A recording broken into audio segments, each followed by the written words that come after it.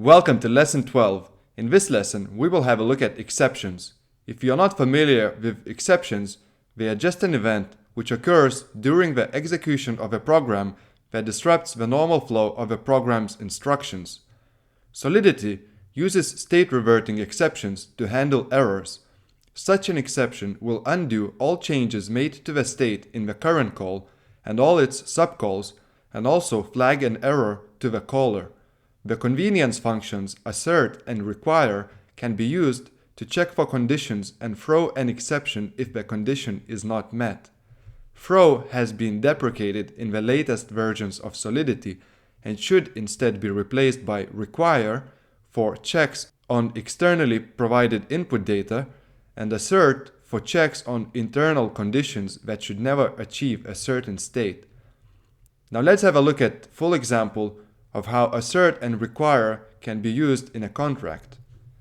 So here we have an example of a sharer contract that sends half of its ether to another address. It uses an unfamiliar payable syntax which has not been covered in this course, but in short, payable is a function modifier that allows functions to receive ether. And message value, in this case, refers to how much ether is being passed to this contract function. And then transfer function actually transfers these ethers. So this is all you need to know for this example. Now let's move forward with assert and require. As you can see, we first use require in sendHalf function to make sure that the value being sent is an even number so it can be divided without decimals. We use require because we are checking on externally provided input data.